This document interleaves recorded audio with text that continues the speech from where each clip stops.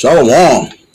First and foremost, I want to give all praises, glory, and honor to Yahweh, by Hashem, Yahweh Shai, by Hashem, Rakakudash. Double honors to the elder apostles of Great Millstone who rule well, and salutations of much love to the rest of you sincere Akim, pushing the word in truth and sincerity. This is the Cleric Azar coming at you with another lesson. I call this lesson, Live by the Sword, Die by the Sword. The image I have on display, of course, is from a mural of the late Tupac Shakur, actually born Lassane Crooks. And basically, it's just ironic that I'm putting this lesson together, being the fact that this was the day that the notorious B.I.G., a.k.a. Christopher Wallace, was murdered in Los Angeles. And at the time this happened, I remember being home. I think I was home for spring break or something from college. And I remember my brother let me know that what had happened. And of course, back in this time, in the late 90s, this was a hot topic between these two individuals who were once friends, Tupac and Biggie. And but before that, we didn't really have like that many murders in hip hop. Now this is an everyday thing, and it's gotten to the point where it's played out. It really is played out. I know it goes all back to the curses, and I know the Heavenly Father is the one behind it, and ultimately, but it gets to the point. The only time I hear about a famous rapper now is after they've been murdered, or shot, or killed, or something. And hey, this is why I'm doing this lesson. Live by the sword, die by the sword. Okay, and that's what the modern day sword is. It's a gun. Okay. And it never was cool. And just speaking as a man here, just it got to the point where the music was just always surrounded by just everything that went against the law, statutes, and commandments of the Heavenly Father. Right? You can't talk to these youngins. I meet youngins nowadays and never heard of the 10 Commandments, let alone that it's more commandments than just 10. But these youngins nowadays, I've met some recently that just never heard of Moses. Okay, and this is just a sign that we're at the end. Okay, because like I said, this stuff's really getting played out, and I've told this to a lot of Akim as well. It's gotten to the point where these youngins live life like this is part of the culture. Murder, death, robbery, adultery, everything that's going against the law, statutes, and commandments of the Heavenly Father. But according to 1 Samuel chapter 2, verse 6, it does read, the Lord killeth and maketh alive. He bringeth down to the grave and bringeth up. Okay? And so any murder or death that you see, the Heavenly Father is behind it. He's the one who signs off on it. Okay? And especially when you're breeding that kind of, I want to say language, but there's another word for it. When you just bring that kind of subject matter into music and so forth, it comes back to hit you in the butt. Okay, it's literally okay, and that's a form of karma as well. But Yahushua spoke of this as well in Matthew chapter 26, verse 52, for it reads, "Then said Yahushua unto him, Put up again thy sword into his place, for all they that take the sword shall perish with the sword." Okay, and this is at the time when Yahushua was being taken and being arrested before he was crucified. Okay, in the Garden of Gethsemane.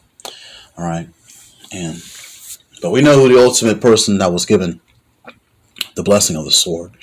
Okay, and that was Esau Edom, the so-called white man. Okay, and so he's the ultimate one with the guns, and he's the one who's behind the manufacturing of the guns.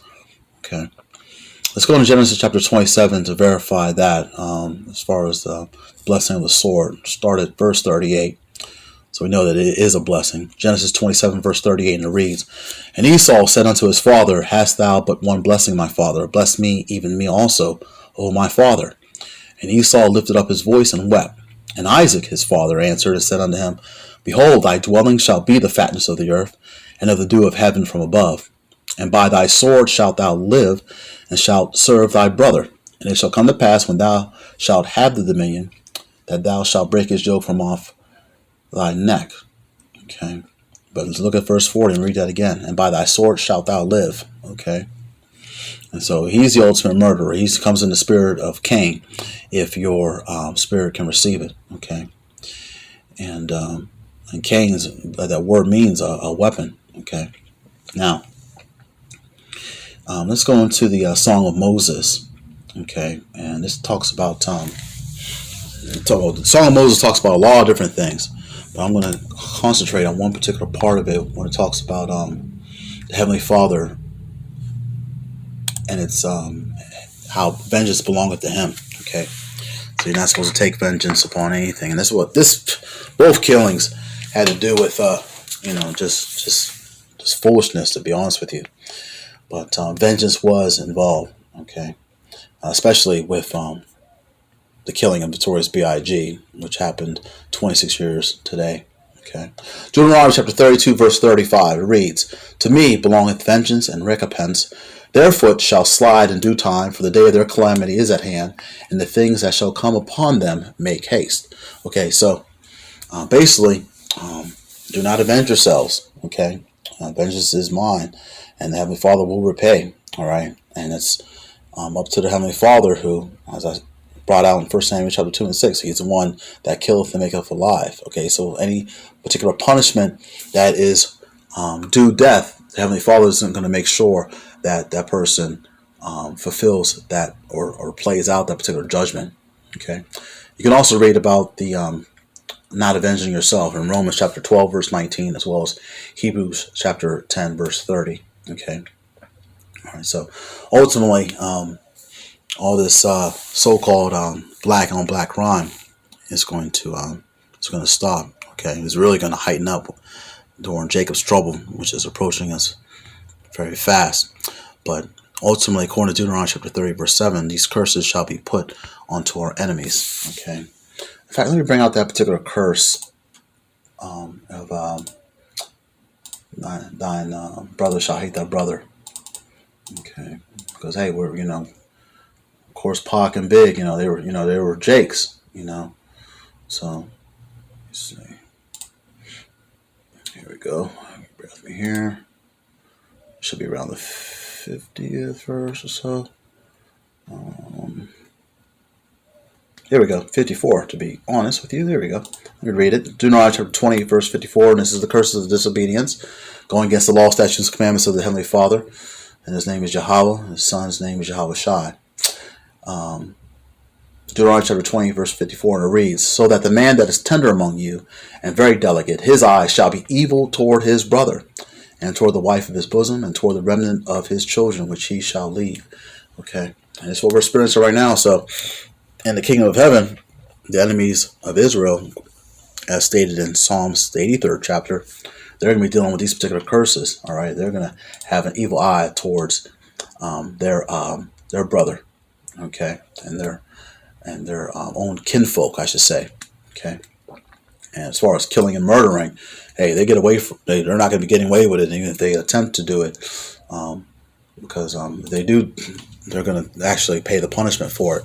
All right, because they're going to have the elect of Israel, as well as the holy angels, here on earth in the kingdom of heaven, is going to be ruling with an iron fist underneath Yahweh Shah, which you people ignorantly call Jesus Christ. Okay, a kingdom, a righteous kingdom. Okay, that's what we're waiting for. Okay, but I tell you, 26 years ago, this was a big surprise. It was all just about music between these two individuals, and September was the time of Pac passed, and several months later, big. And these things, this was hot. These guys were the top tier of their particular profession, and have them lose them like that, it was just it's quite heartbreaking, especially as you get older and wiser and look back on it. And like Mr. Miyagi said in Karate Kid 2, "Why are we all so stupid?" Okay, and it's because these curses. But I'm going to end it on this. I always like to end my videos on a good note with some type of silver lining. And there is light at the end of the tunnel, so in other words, there is a happy ending. Revelation chapter 13, verse 10. "He that leadeth into captivity shall go into captivity. He that killeth with the sword must be killed with the sword. Here is the patience and faith of the saints." Okay, And so Esau Edom, like I said, he, like the Spirit was bringing out, he's the one that was given the blessing of the sword. All right, so he led our people into captivity, so he's going to go into captivity, kill our people with the sword, so he's going to be killed with the sword. And this is why we must be patient and have that faith. All right. Well, I just wanted to share that. I just happened to be out and about and working, and I looked at the date, and I was like, oh, man. Yeah, I remember what happened 26 years ago on this day. Never forget it. Okay, but hey, this is something that's just, like I said, it's totally foolish, and it's going to end very soon. But of course, Yahushua must return to save the elect of Israel. Okay, Lord willing, this lesson was edifying. I want to give all praises to Yahweh B'Shem Yahushua, who gives me the strength and the spirit to continue to strive and endure in these last days. Shalom to the hopeful elect, and on to the next video.